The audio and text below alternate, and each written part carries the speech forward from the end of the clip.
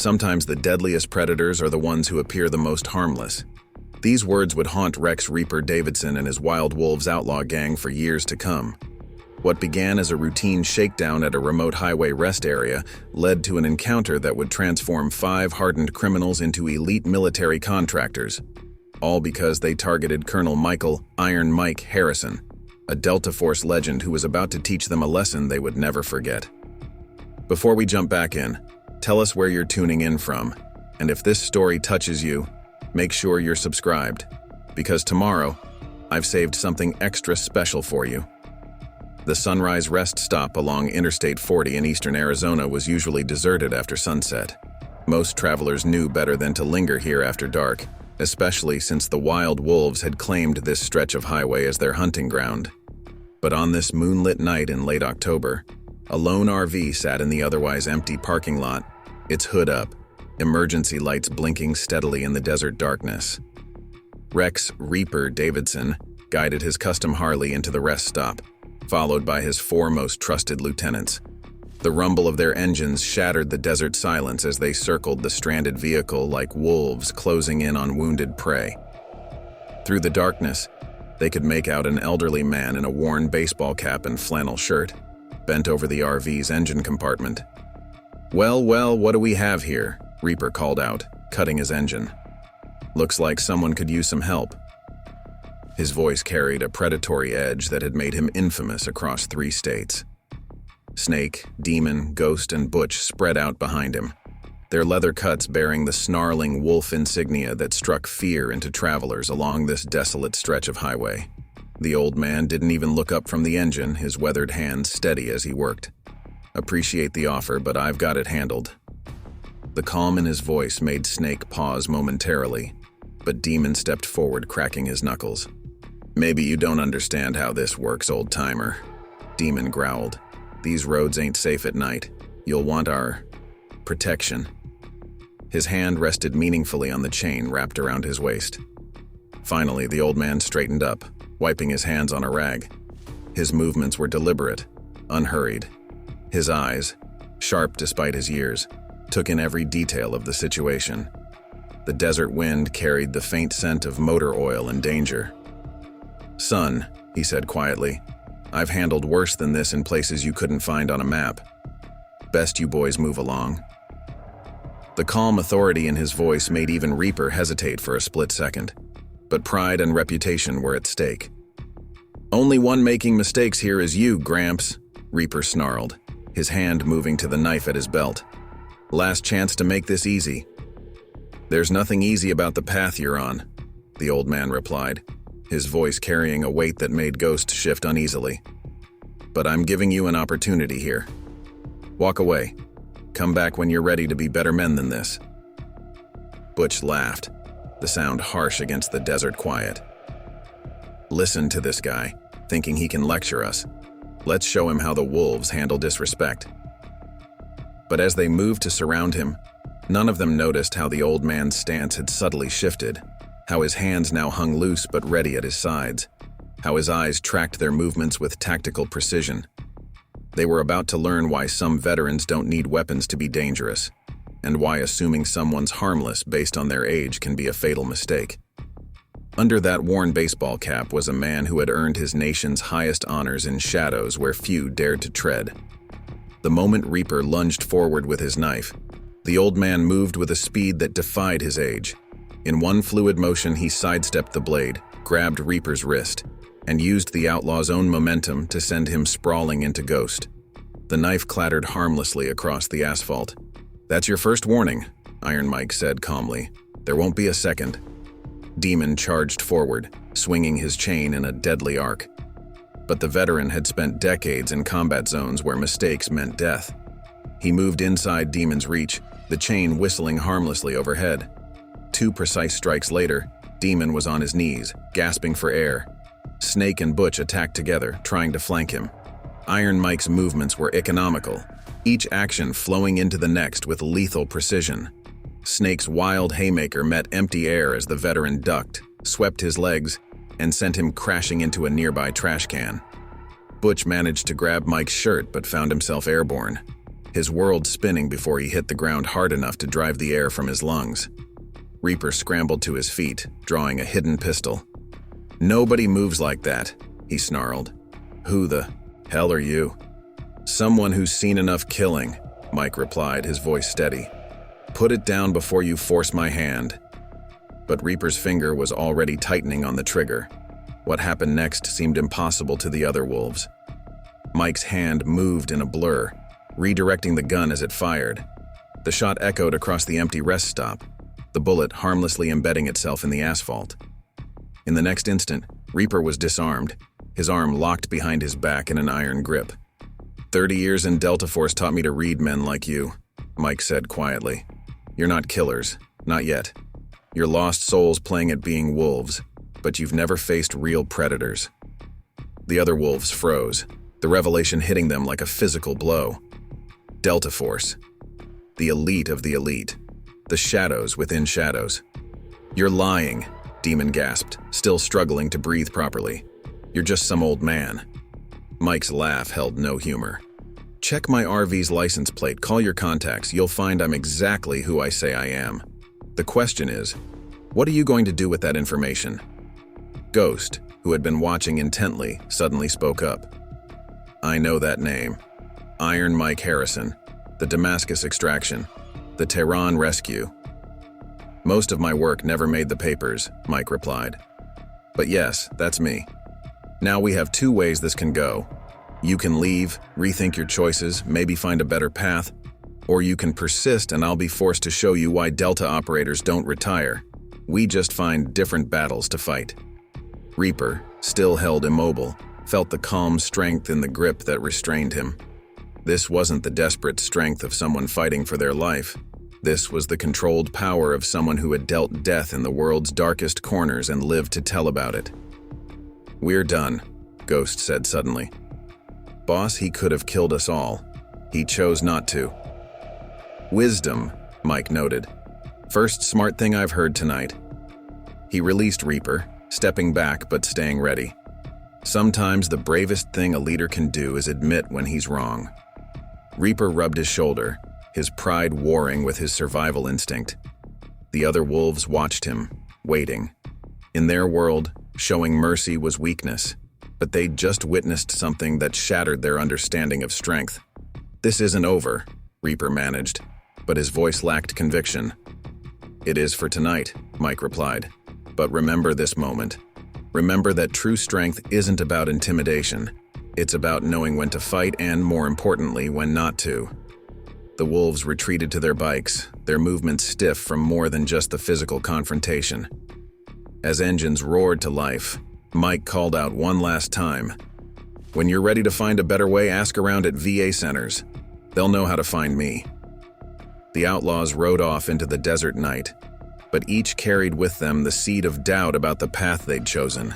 None of them knew it yet, but this encounter would set them on a journey from predators to protectors, all because they'd chosen the wrong veteran to threaten on a moonlit night in the Arizona desert. Back at their compound, an abandoned ranch 20 miles off the interstate, the wild wolves were nursing their wounds and their bruised egos. The main garage, usually filled with the sounds of mechanical work and rough laughter, now echoed with tension and angry voices. "Delta Force?" Butch spat, holding an ice pack to his shoulder. "We got played by some government spook?" He hurled an empty beer can across the room, the aluminum clanging against the concrete floor. Preparing and narrating this story took us a lot of time, so if you are enjoying it, subscribe to our channel. It means a lot to us. Now back to the story. Reaper paced the length of the garage, his movements tight with contained fury. The humiliation burned worse than his twisted arm. 5 years he'd spent building the wild wolves' reputation, making their name synonymous with fear along this stretch of highway.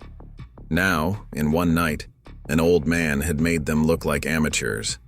"I checked my contacts," Ghost said quietly from his corner. He'd spent the last hour on his phone, reaching out to underground sources. Everything he said checks out. Colonel Michael Iron Mike Harrison. Most of his missions are still classified, but the whispers, they say he's the real deal. Special ops legend. I don't care if he's goddamn Captain America. Demon slammed his fist into a workbench, tools scattering across the floor. He made us look weak. Word gets out about this, the other crews will think we're soft.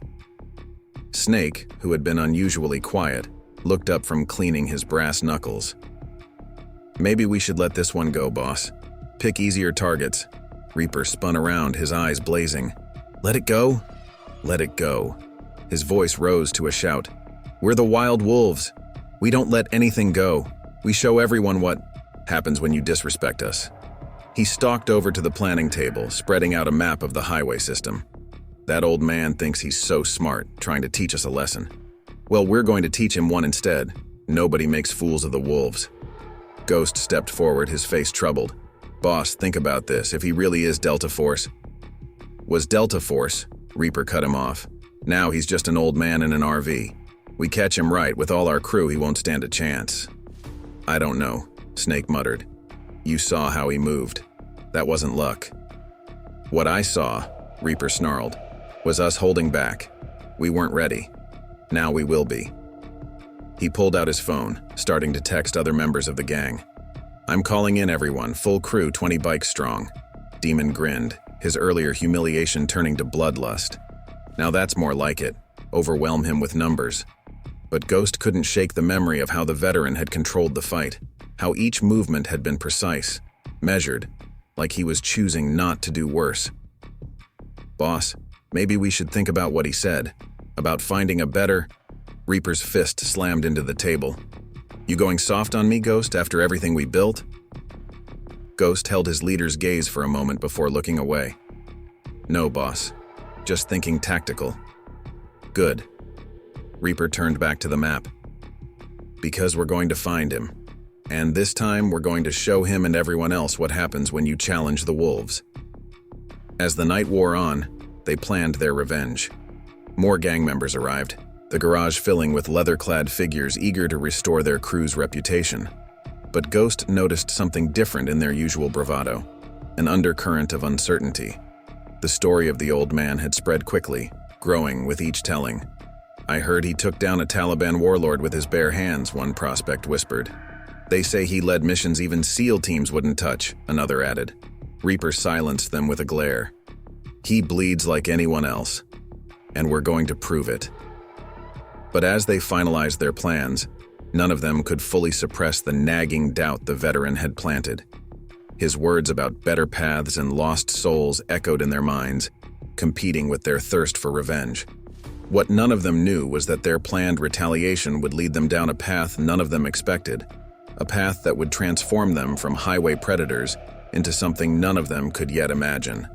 Iron Mike had planted a seed of change in their minds, and soon they would learn that some battles are won not through force, but through the power of redemption.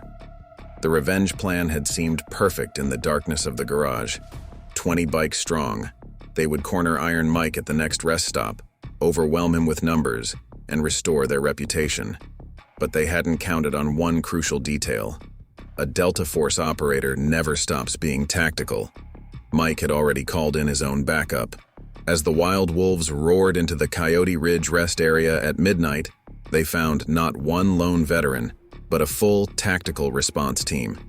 Former Special Forces operators, now working private security, had positioned themselves strategically around the area. Last chance to walk away, Mike's voice carried across the parking lot as the wolves pulled in. He stood calmly by his RV, alone in the open. But this time the Outlaws noticed the earpiece, the slight bulge of a tactical vest under his flannel shirt. Reaper, blinded by pride, missed the warning signs. 20 against one old man and his rent-a-cops? Those odds work for me. He revved his engine, signaling the attack. What followed was a masterclass in tactical superiority. As the wolves charged forward, Mike's team emerged from their positions. These weren't mall security guards. They were combat-hardened veterans who had served in the world's most dangerous places. Federal agents, a voice boomed across the parking lot. Everyone on the ground. The wolves froze in confusion. Among Mike's contacts were FBI agents specializing in organized crime. He'd given them exactly what they needed, probable cause to take down a violent gang. Chaos erupted. Some wolves tried to flee, only to find their escape routes blocked by tactical vehicles. Others, including Reaper, attempted to fight, but found themselves facing operators who had spent decades perfecting the art of combat. "You set us up!" Reaper screamed as he was tackled to the ground. Mike walked over, his movements still calm and measured. "I gave you a chance to walk away, to find a better path. You chose this." Ghost, watching his crew being systematically dismantled, made a decision. He dropped to his knees, hands raised. "He's right, boss. Game's over." One by one, the wolves were subdued. The parking lot filled with law enforcement vehicles, their lights painting the desert night in red and blue. Evidence spilled out. Illegal weapons, drugs, stolen property. The wild wolves' reign of terror along the highway was ending not with a heroic last stand, but with the whimper of handcuffs clicking shut. As federal agents processed the scene, Mike approached the captured gang leaders. "In my line of work, I learned something important. The hardest battles aren't fought with fists or bullets. They're fought within ourselves." Demon spat on the ground. "Save your philosophy, old man." "Philosophy won't matter where you're going," an FBI agent said, checking his handcuffs. "We've got enough to put you away for a long time." But Mike wasn't finished. "There's always another way. Even in prison, you have choices. Remember that." As the wolves were loaded into transport vehicles, Mike watched with a mixture of sadness and hope. He'd seen it before. Sometimes the worst falls led to the greatest transformations. In their eyes, beneath the anger and humiliation, he'd seen something familiar. The same look he'd seen in young soldiers before they found their true calling. The FBI agent in charge approached Mike. "Thanks for the tip, Colonel. We've been trying to nail these guys for months." "They're not evil," Mike replied, watching the last transport pull away. "Just lost. Sometimes you have to hit bottom before you can start climbing up." The desert night settled back into silence, but for the wild wolves, everything had changed.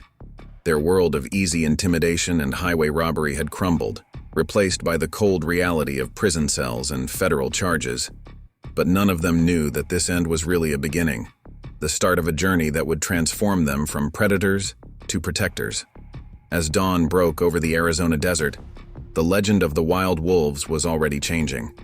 The story of how they fell would be told in outlaw bars and biker hangouts across 3 states. But the real story, the story of their redemption, was just beginning. Federal prison wasn't like anything the wild wolves had imagined.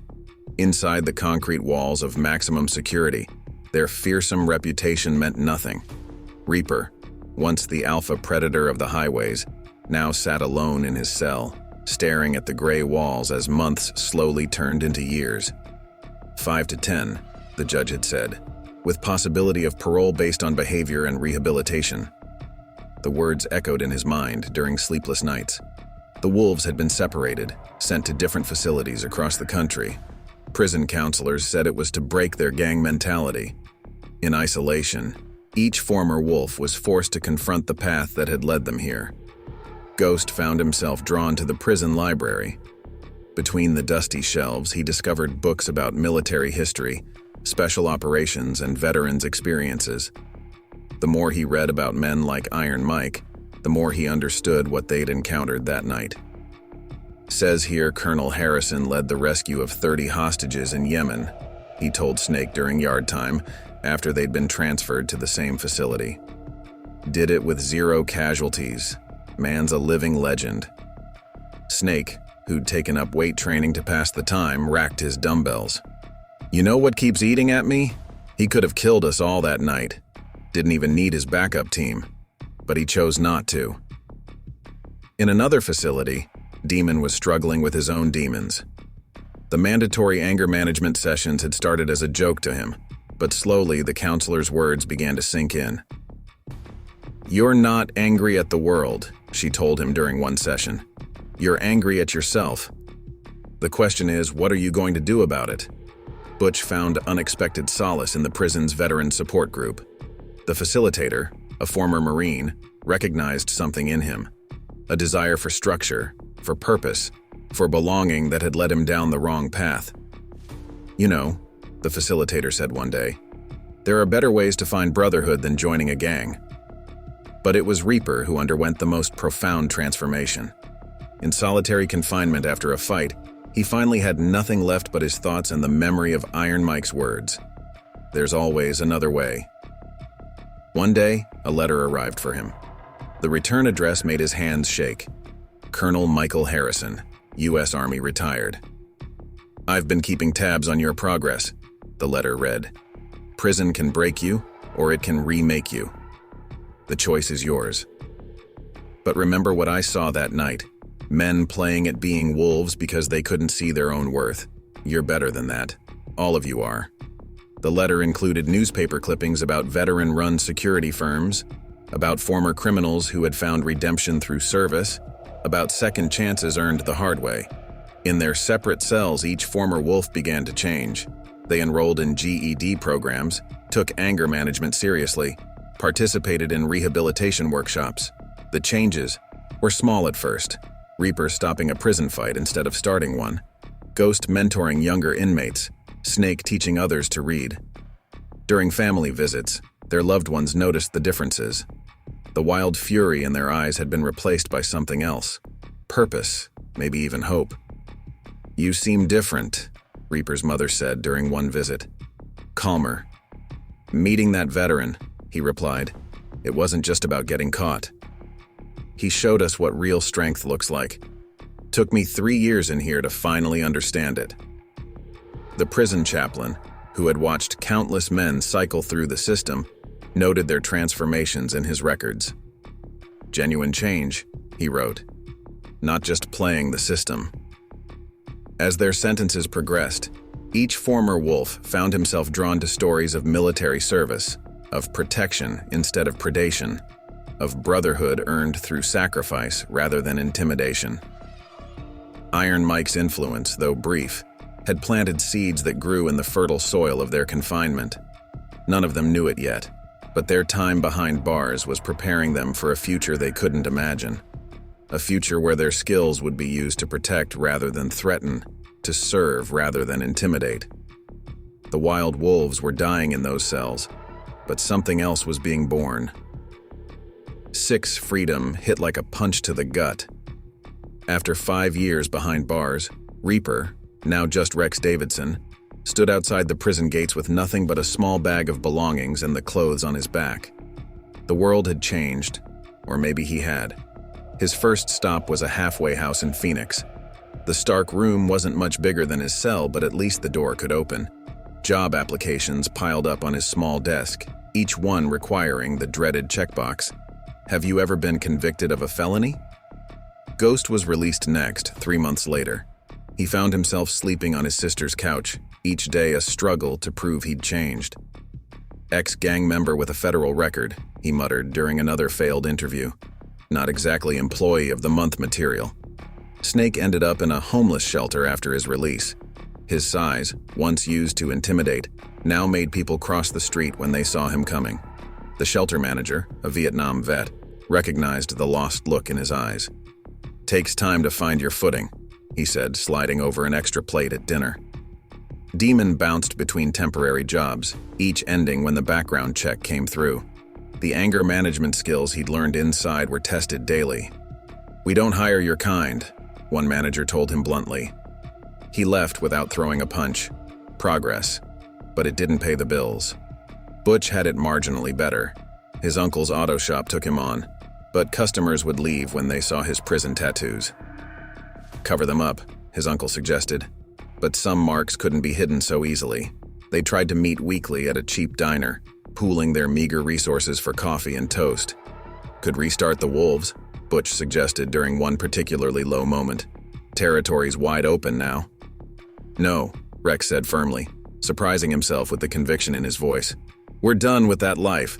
Ghost spread out some newspaper clippings on the sticky table. Articles about veteran-owned security firms, about former military contractors.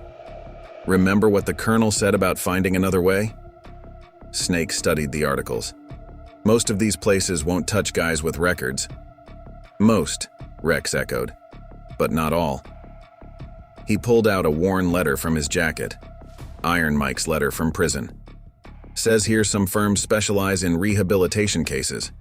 Guys who want to turn their lives around. Demon scoffed. What makes you think we qualify? Because we're not the same men who went inside, Ghost replied quietly. We learned discipline, structure. Hell, we even got our GEDs. They sat in silence, letting the possibility sink in. The diner's fluorescent lights buzzed overhead, the night pressing against the windows. Outside, the highway stretched into darkness, the same highway they'd once terrorized. First step, Rex said finally, is proving we've changed. Real jobs, clean records, whatever it takes. And then? Butch asked. Then we find him. Iron Mike. Show him we took his word seriously. The others nodded slowly. It wasn't much of a plan, but it was better than the alternative, sliding back into old habits, ending up back inside, or worse. As they left the diner, the desert wind carried the sound of motorcycles, other predators now ruling the highways. But for the first time, the former wolves felt no urge to reclaim their territory. They'd glimpsed something different, something better. The hard part would be proving they deserved it. After 6 months of struggle, the former wolves found themselves outside a VFW hall in Phoenix. Through careful inquiries and countless phone calls, they'd finally tracked down Iron Mike's regular haunts. The building was modest. American flag out front, faded sign, pickup trucks in the parking lot. You sure about this? Ghost asked, adjusting his borrowed tie. They'd all dressed in their best, which wasn't much after prison. Rex took a deep breath. No turning back now. Inside, veterans of various ages gathered around tables, sharing stories and coffee. The conversations quieted as the 5 ex-cons entered. In the corner, at a table covered with papers, sat Iron Mike. He didn't look up. Give us a minute, gentlemen, Mike called to the other vets. One by one, they filed out, some casting suspicious glances at the newcomers. Only when the door closed did Mike finally look up. Took you longer than I expected, he said calmly. Rex stepped forward. Sir, Save it, Mike cut him off. Why are you here? The question hung in the air. They'd rehearsed this moment, but now the practiced words felt hollow. Ghost spoke first. Because we want to be better than what we were.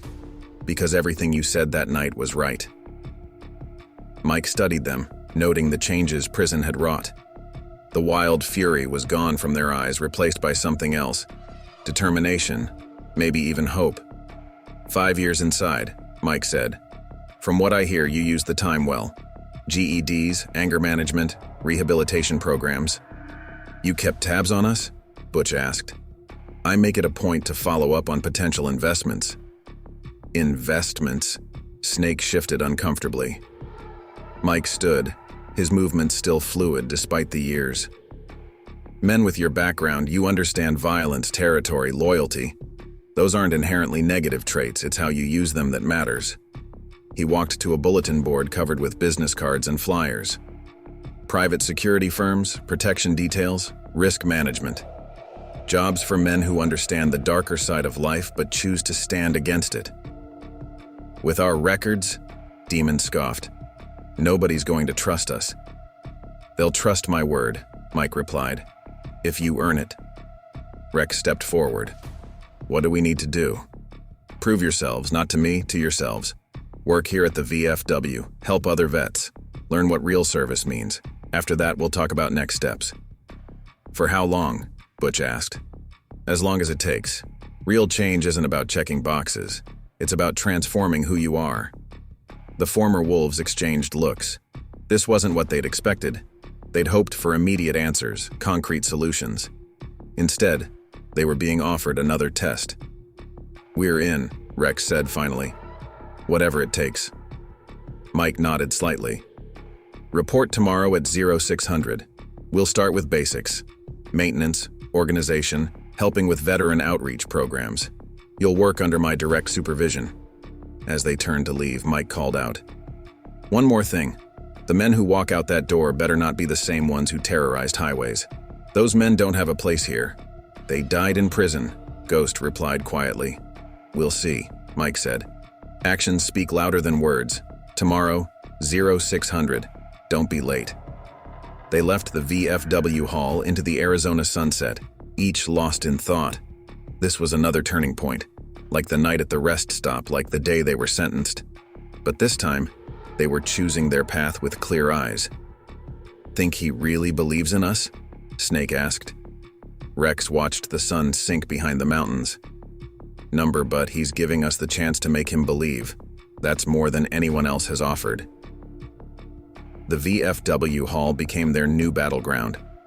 Every morning at 0600, Iron Mike put them through a rigorous routine that combined physical training, veteran assistance, and character development. "First rule," Mike announced their first morning, "everything here serves a purpose." He handed out cleaning supplies. "Even mopping floors teaches discipline." The work was humble but demanding. Rex, who once led violent highway robberies, now helped elderly veterans carry groceries from the food bank. Ghost's quick mind, previously used for planning heists, was redirected to organizing veteran benefit applications. Snake's strength found purpose in maintaining the building and helping disabled vets with physical therapy. Mike watched them closely, testing them in subtle ways.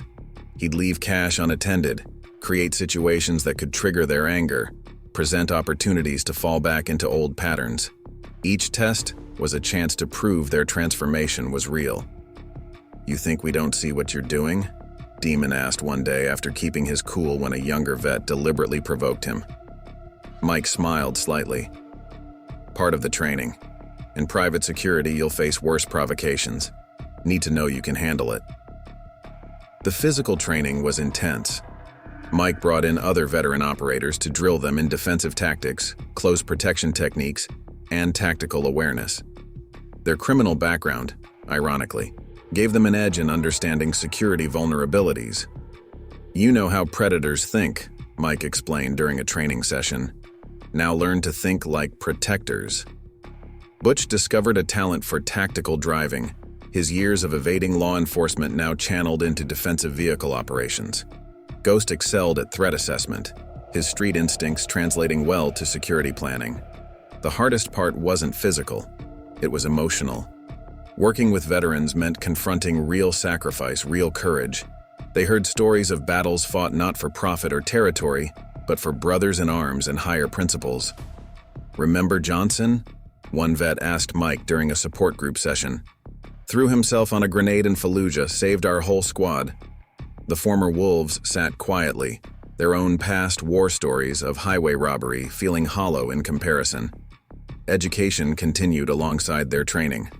Mike arranged for them to take security certification courses, first aid training, and even some college classes. Ghost, who'd developed a passion for reading in prison, started studying psychology to better understand trauma and veteran support. "Knowledge," Mike would say, "is another form of strength." Their transformation began showing in small ways. Rex started mentoring troubled teens who visited the VFW, sharing his story as a warning. Snake organized a workout program for disabled veterans. Demon's anger found productive outlets in advocacy for veteran rights. Communities that had once feared them started seeing them differently. Local police, initially skeptical, began noticing their positive influence. Even some of their former victims came forward, surprised by the change. "That's the guy who used to terrorize truckers," one veteran asked Mike, watching Rex patiently help an elderly vet with paperwork. "Not anymore," Mike replied. "That man died in prison. This one's still being born." 6 months into their training, Mike called them into his office. Maps and documents covered his desk, security contracts, protection details, risk assessments. "You've earned the next step," he said. "Time to put your training to the test." The former wolves had changed physically, sharper, disciplined, controlled. But the real transformation was in their eyes. Where there had once been predatory hunger, now burned a different fire: purpose, protection, service. "Are we ready?" Rex asked. Mike studied them carefully. "You're not the men who walked in here 6 months ago. Question is, are you ready to prove it to the world?" They understood the weight of what he was offering. Not just jobs, but redemption. a chance to protect the same highways they'd once terrorized. Whatever it takes, they answered in unison. What none of them knew was that their first real test would come sooner than expected, and it would challenge everything they'd learned about their new path from predators to protectors. Their first legitimate security contract came through Mike's connections, protecting a charity convoy delivering supplies to veterans in remote areas. The irony wasn't lost on them. They'd be guarding the same type of vehicles they once preyed upon. Viper Security Services, Mike announced, showing them their new credentials. My company. You'll start as probationary operators. The uniforms felt strange. Professional tactical gear instead of leather cuts. Radio earpieces replacing gang bandanas. Each man was assigned a new call sign, leaving their old road names behind. Rex, your guardian lead, Mike said, handing him his equipment. Ghost, your scout. Snake, your shield. Demon, your sentinel. Butch, your ranger. The training intensified. Mike brought in more specialist instructors, former SEALs, Rangers, and other special operators who'd transitioned to private security. They learned advanced driving techniques, close protection protocols, threat assessment, and emergency response. You're not just muscle anymore, an instructor explained during a tactical briefing. You're professionals. Everything you do reflects on all of us. Their first convoy rolled out at dawn. 5 trucks loaded with medical supplies, food, and essential items for veteran outreach programs. The former Wolves, now Viper operators, took their positions with practiced precision. Ghost rode point scanning for threats, the same skills he once used to spot targets now protecting their charge. Snake and Butch handled rear security, while Demon coordinated with local law enforcement along their route. Rex oversaw it all from the command vehicle, in constant communication with Mike at headquarters. The first few hours were tense. Every approaching vehicle sparked memories of their past ambush tactics. But now they were on the other side, protecting instead of hunting. Vehicle approaching fast, 9 o'clock, Ghost radioed. Old instincts screamed, threat, but new training kicked in. Civilian pickup, family inside, no threat profile. They passed through areas they once terrorized. Some stops brought them face to face with people they'd wronged. At a small-town gas station, the owner recognized Rex. You robbed me 3 years ago, the man said, hand moving toward his phone. Rex met his eyes steadily. Yes, sir, I did. I'm not that person anymore. We're here protecting supplies for veterans now. He handed the man his Viper Security business card. If you ever need security services or want to verify who we are, call this number. Ask for Colonel Harrison. The man's confusion was evident, but something in Rex's demeanor, professional, controlled, respectful, made him pause. The convoy's first real test came near sunset. A group of actual highway bandits, ironically similar to what they once were, attempted to box in the rear vehicles. Contact rear, Snake's voice crackled over the radio. 3 bikes, 2 trucks, aggressive approach. Mike's voice came through their earpieces. Remember your training. Protect, don't escalate. What followed was a masterclass in professional security response.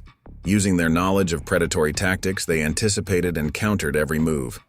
Ghost led the convoy down pre-planned alternate routes. Snake and Butch executed textbook defensive driving maneuvers. Demon coordinated with state police through proper channels. When it was over, the would-be attackers were in custody. The convoy was safe, and not a single shot had been fired. At the debrief, Mike didn't smile, but his approval was evident. You turned your knowledge of predator tactics into protection protocols. That's exactly what this company was built for. The successful mission opened more doors. Word spread in the private security community about Viper's unique operators, men who understood both sides of the security equation. You've taken the first step, Mike told them that evening. But this is just the beginning. Each mission, each day, you'll have to prove yourselves again. They understood. Trust, like respect, had to be earned continuously. Their path from outlaws to protectors wouldn't be completed in a single successful mission. But for the first time, they could see their future clearly. Not as wolves preying on the weak, but as guardians protecting those who needed it most. 1 year into their work with Viper Security, each former wolf had found their own path to excellence. The transformation from highway predators to respected security professionals was evident in their individual achievements and specializations. Rex, now known throughout the industry as Guardian Lead, had developed a reputation for tactical leadership. His ability to coordinate complex security operations caught the attention of major clients. During a high-risk convoy through cartel territory, his quick thinking and decisive action saved not just their cargo, but 3 civilian vehicles caught in the crossfire. "You've come a long way from highway robbery," Mike commented after that mission. "Now you're preventing them." Ghost's analytical mind made him Viper's top security consultant. His threat assessments became required reading for major operations. Corporate clients specifically requested his services for vulnerability analysis. "Used to case places to rob them," Ghost reflected during a corporate security audit. "Now I'm showing them how to prevent exactly what I used to plan." One of his security protocols was even published in an industry journal under his new legal name. The article caught the attention of several major security firms, but Ghost stayed loyal to Viper. "Some debts can't be repaid," he'd say when asked why. Snake found his calling in close protection work. His imposing size, once used to intimidate victims, now served to deter threats to clients. During a protection detail for a visiting dignitary, he spotted and neutralized a potential assassin before local law enforcement even realized the threat existed. "It's not about being the biggest anymore," he explained to a rookie operator. "It's about being the most alert, the most prepared." Demon, who struggled the most with his past anger, transformed it into passionate advocacy for client safety. His intensity found purpose in planning and executing secure transportation routes. When a rival security firm tried to poach their clients with unethical tactics, Demon handled it professionally through proper channels instead of resorting to his old ways. "Anger used right becomes determination," Mike had taught him. "Channel it into protection instead of destruction." Butch's mechanical expertise made him Viper's head of vehicle operations. He developed innovative modifications for their security vehicles, combining his old knowledge of getaway cars with professional security requirements. His defensive driving program became mandatory training for all new operators. "Every vehicle has a story," he'd say during training. "Our job is to make sure that story has a happy ending." Their reputation in the security industry grew steadily. Other firms started referring to them as the Redemption Unit, former criminals who'd become elite security professionals. Mike made sure their past was never hidden, but presented as proof of their commitment to change. During a major security conference in Las Vegas, Rex was invited to speak about Viper's rehabilitation program. Standing at the podium in a professional suit, his tactical gear replaced by business attire, he addressed the industry's top professionals. "5 years ago, I was your enemy," he began. "Today, I'm your colleague. The difference is one man who saw potential where others saw only threat." The speech earned Viper several major contracts and inspired other security firms to consider rehabilitation programs of their own. Individual achievements accumulated. Ghost earned his master's degree in security management through online courses. Snake became a certified personal protection specialist. Demon completed advanced tactical driving certification. Butch patented several vehicle security innovations, but their proudest moment came when Mike handed them their first solo command assignments. After 2 years of proving themselves, they would each lead their own teams, training new operators in the same principles that had transformed their lives. "Full circle," Mike said, distributing the assignment folders. "Now you're not just reformed predators, you're leaders showing others the way." The responsibility weighed heavily on them. Leading their own teams meant being responsible for more than just themselves. They would be responsible for shaping other lives, just as Mike had shaped theirs. "Think we're ready?" Rex asked during their last group meeting before taking their separate commands. Mike's response was typical of his teaching style. "You've been ready. You just needed to prove it to yourselves." None of them could have imagined in their days as highway predators that they would one day be trusted with protecting the very type of people they once terrorized. But here they were, their redemption story becoming an inspiration for others seeking to change their lives. The call came during a routine security briefing. Mike had suffered a massive heart attack while training new recruits at the VFW. By the time the former Wolves reached the hospital, their mentor was in critical condition. They gathered in the waiting room, still in their tactical gear from interrupted missions. Rex paced the floor while Ghost sat quietly, thumbing through a worn copy of Mike's first letter from their prison days. Snake and Demon stood guard-like by the door, old habits dying hard. Butch kept checking his phone for updates from their teams in the field. "Family of Michael Harrison?" the doctor asked, entering the waiting room. "We're his men," Rex replied. The doctor understood. In their world, that meant family. "He's asking for you, one at a time." Mike lay in the hospital bed, monitors beeping steadily, but his eyes were as sharp as ever.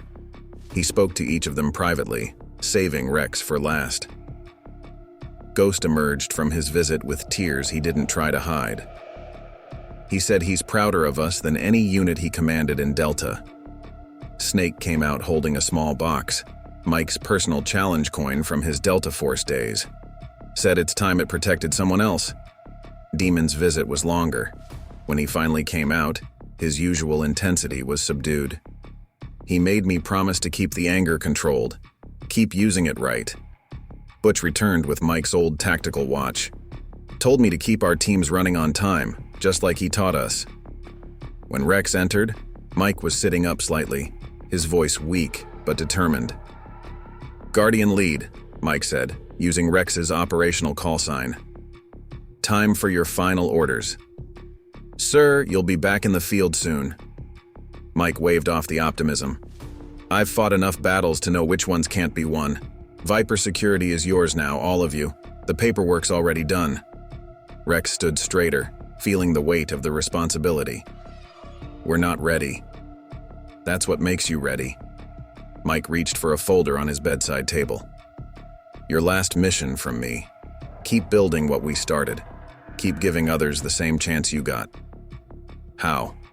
"You're the one who sees the potential in people. Because I learned to look past the surface. Now you know how to." Mike's voice grew weaker. "Promise me something." "Anything, sir." "The next time you meet someone who reminds you of who you used to be, remember who helped you change." Later that night, surrounded by the men he'd transformed from predators to protectors, Colonel Michael "Iron Mike" Harrison took his final breath. His last words were characteristic of his leadership. "Mission accomplished. Carry on." The funeral was attended by an honor guard of Delta Force operators, dozens of private security professionals, and countless veterans whose lives Mike had touched. But the most poignant moment came when 5 men in Viper security uniforms served as pallbearers. "He saved us," Rex said during his eulogy. "Not just from prison or from our own darkness, but from wasting our potential. He taught us that true strength isn't about domination. It's about protection, service, and believing in second chances." At the VFW hall after the service, they found letters Mike had prepared for each of them. The envelopes were marked, "To be opened when I'm gone." Ghost read his aloud. "Your mind was always your strongest weapon. Now you use it to protect instead of harm. Keep learning, keep growing, keep teaching others." Snake's letter praised his transformation from intimidator to protector. Demons reminded him that controlled strength is the deadliest. Butch's spoke of how mechanical skills could build instead of destroy. Rex's letter was different. Inside was a single sheet with coordinates and a date from 5 years ago, the location and time of their first encounter at the rest stop. "The moment I knew you could be more than what you were," Mike had written. "Now prove me right." They gathered in Mike's office at Viper headquarters, now their collective responsibility. His Medal of Honor hung on the wall alongside photos of their transformation, from prison releases to security certifications, from their first mission to their solo commands. "What now?" Butch asked, looking at the pile of contracts on the desk. Rex picked up Mike's old challenge coin. "We do what he taught us. We keep his legacy alive. We find others like us who need a second chance." Think we can? Demon questioned. Without him? Ghost smiled slightly. He made sure we could. Everything he taught us, he was preparing us for this moment. They looked around the office, at the evidence of one man's belief in redemption, at the proof that second chances could transform lives. Mike's presence was still there in every protocol, every training manual, every principle they now lived by. Guardian lead, Snake said, using Rex's call sign. Your orders? Rex stood at Mike's desk, feeling the weight of command, of legacy, of responsibility. We honor him by continuing his mission, by being for others what he was for us. What none of them knew then was that their greatest test of his teachings was still to come, a challenge that would prove whether they could truly carry on Iron Mike's legacy of transformation. 6 months after Mike's passing, Viper Security had grown into one of the most respected firms in the industry. The former Wolves, now company directors, had expanded Mike's vision of redemption through service. Their new headquarters featured a training center named after Iron Mike, where former criminals vetted by the team underwent the same transformation they had experienced. The walls displayed Mike's core principles: protection over predation, strength through service, redemption through action. One morning during a routine security briefing, Ghost brought up an interesting report. Got intel about a new gang causing trouble on the same stretch of highway where we used to operate, calling themselves the Desert Raiders. Rex studied the report, recognizing their old tactics. History repeating itself. There's more, Ghost continued. Their leader's background: military washout, dishonorable discharge. He's training them in basic tactical procedures, making them more dangerous than your average road bandits. The team gathered around the conference table, now seasoned security professionals where once they had been the threat. Surveillance photos showed young men with military-style gear mixed with outlaw aesthetics, a more organized version of what they used to be. Local law enforcement's having trouble catching them, Snake added. They're using counter-surveillance techniques, military-grade radio encryption. Demon leaned forward. Sounds familiar, like us but with actual training. No, Rex corrected. Like us before Mike found us, but more sophisticated. Question is, what would he do in this situation? Butch pulled up satellite imagery of the highway sector. We could coordinate with law enforcement, set up an operation like they did with us. Or, Ghost said quietly, we could do what Mike did. Give them a choice before they go too far. The room fell silent as they considered the implications. Taking on Mike's role of mentor, offering redemption instead of retribution, it would be their biggest test yet. We're not Mike, Demon argued. We don't have his whatever it was that made us listen. No, Rex agreed. But we have something he didn't. We've been where they are. We know that path better than anyone. They spent weeks planning, gathering intelligence, studying patterns. The Desert Raiders had a base in an abandoned desert warehouse, eerily similar to their old hideout. They monitored radio transmissions, tracked movement patterns, and built detailed profiles of each member. Their leader, Kyle Wardog Matthews, Ghost reported, 32, ex-Army, kicked out for violent tendencies. But his military records show high aptitude scores, natural leadership abilities. Like someone else we used to know, Snake commented, glancing at Rex. The plan they developed would have made Mike proud. Instead of a tactical takedown, they arranged a controlled encounter. Using their knowledge of predatory psychology, they set up a situation the Raiders couldn't resist. A seemingly vulnerable convoy carrying valuable cargo. But this convoy was different. Instead of calling law enforcement, they would handle it themselves, not as attackers or defenders, but as potential mentors. The night before the operation, Rex called them together in Mike's old office. Tomorrow, we're not just security operators. We're carrying on Mike's legacy. Remember how he gave us a choice that night? Tomorrow, we do the same for them. The operation launched at dawn. The convoy moved along the highway, presenting an irresistible target. Right on schedule, radar picked up approaching vehicles. Multiple contacts, Ghost's voice crackled over the radio.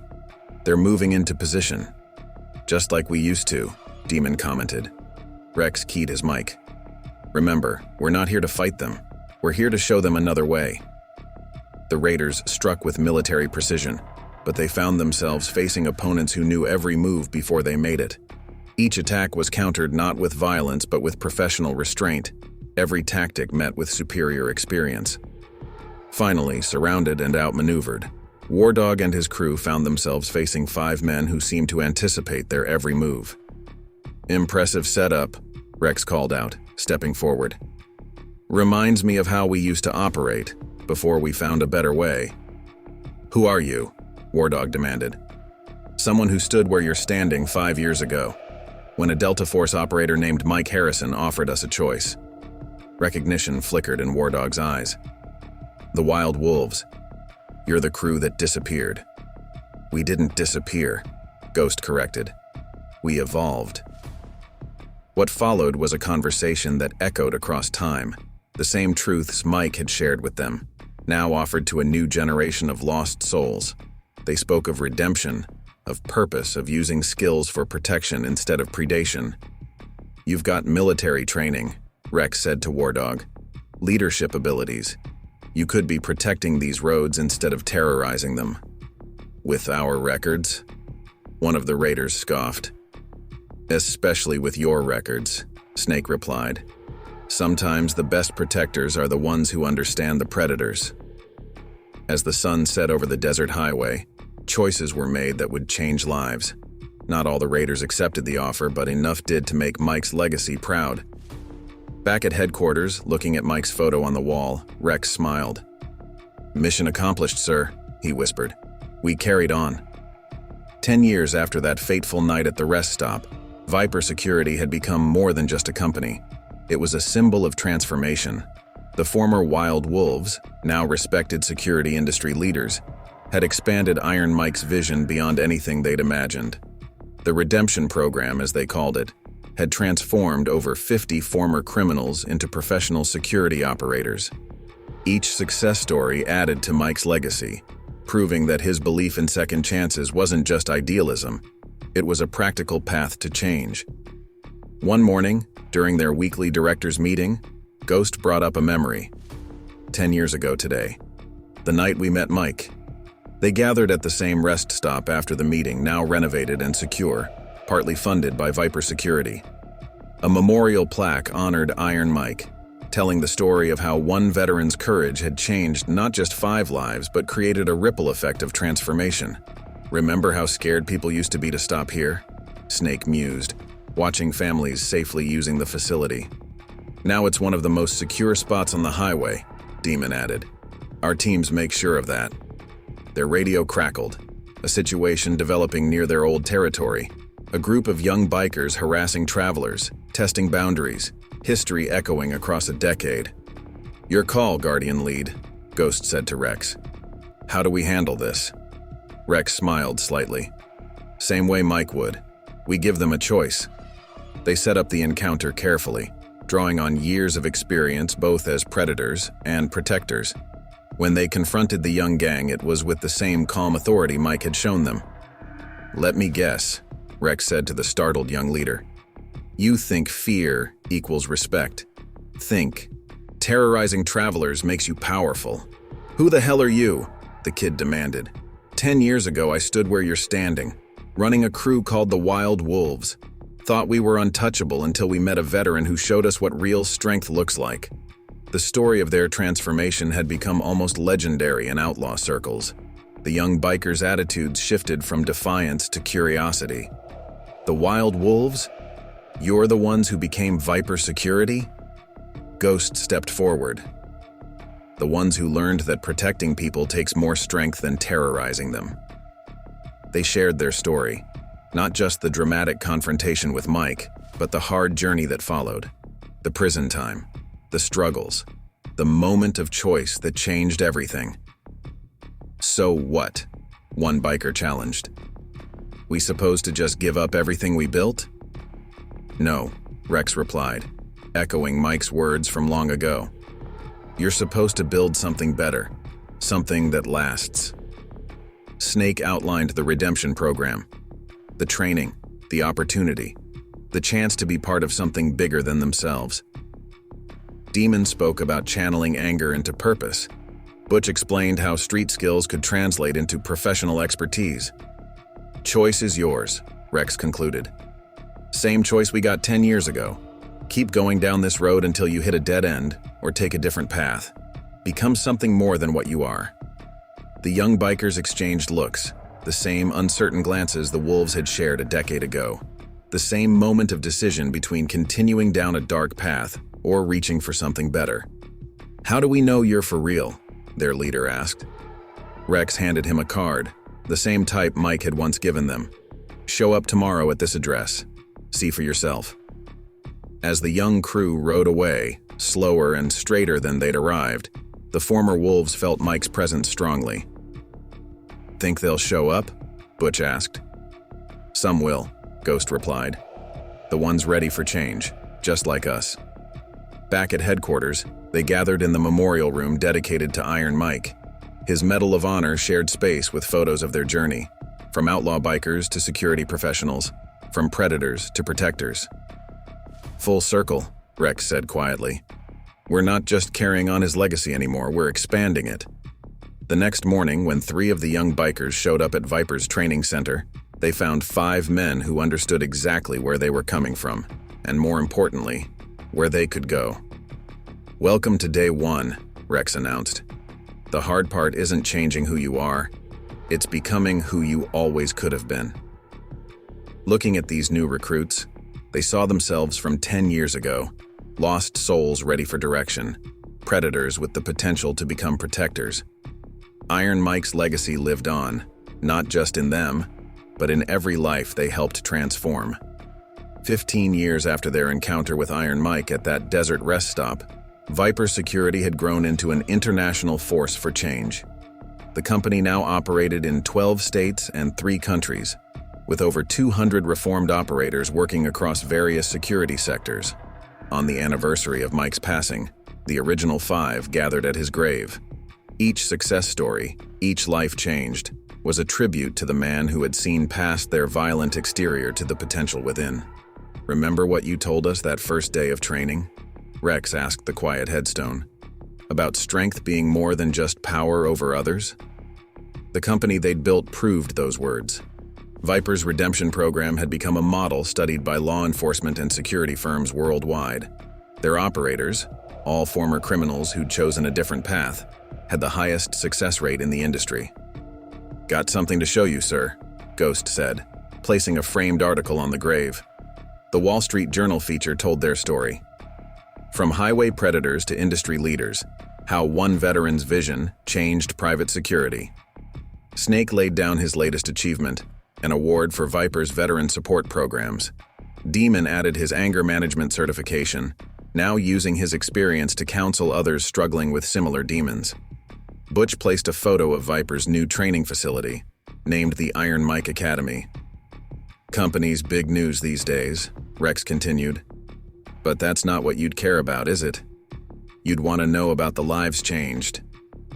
They shared stories with Mike's memory, about Kyle Wardog Matthews, now Viper's head of tactical training, about the Desert Raiders, most of whom had completed the program and become instructors themselves, about countless others who'd found their way from darkness to purpose. The sun was setting when they heard motorcycles approaching, but instead of tension, the sound brought pride. 20 Viper security bikes arrived, carrying graduates of the redemption program. They parked in formation, their riders standing at attention, former outlaws transformed into professionals. Your legacy, sir, Rex said quietly. Not just us anymore. Everyone you helped us help. Ghost stepped forward. We've got an announcement to make. The assembled operators gathered closer as Rex explained their latest initiative, the Iron Mike Foundation. The foundation would identify and recruit candidates for rehabilitation, providing training and support to those ready to change. Starting where he found us, Demon added. Rest stops, highways, places where lost souls end up. Expanding the search, Snake continued, not just waiting for them to find us like Mike found us. The operators listened intently. Many knew their leader's story, had drawn inspiration from it during their own transformation. Now they would help write its next chapter. Mike taught us that true strength is about lifting others up. Rex addressed the group. Each of you is proof of that. Now it's time to pass that lesson on. As darkness fell, they lit candles around Mike's grave, a tradition they'd started years ago. The light reflected off the polished stone and the operator's badges, symbols of protection rather than predation. "Mission continues, sir," Rex said softly. "We're keeping our promise." Later, at Viper headquarters, they gathered in the memorial room. Mike's influence was everywhere. In the training protocols, the rehabilitation programs, the very spirit of the company. But most importantly, it lived in the changed lives of those who'd found their way to something better. "You know what I realized?" Ghost said, studying Mike's photo. "We're not just security operators anymore. We're guides, like he was." "Teachers," Snake agreed. "Mentors," Demon added. "Family," Butch finished. Rex looked at the map showing Viper's operations, each location a point of light where darkness once ruled. Mike saw something in us that night.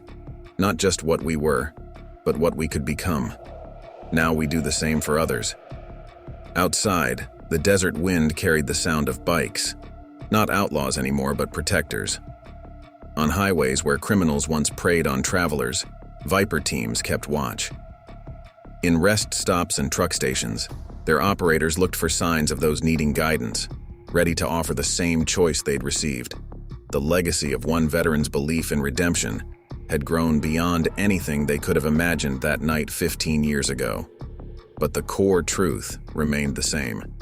Sometimes the deadliest predators were just lost souls waiting for someone to show them a better path. "Guardian lead," a voice crackled over Rex's radio. "New situation developing on Highway 40. Rex smiled slightly. Another chance to prove Mike right, to pass on his gift of transformation. "Response team en route," he replied. "Time to give someone else their second chance." The mission continued. The legacy lived on. And somewhere, they knew, Iron Mike was proud of the protectors his predators had become.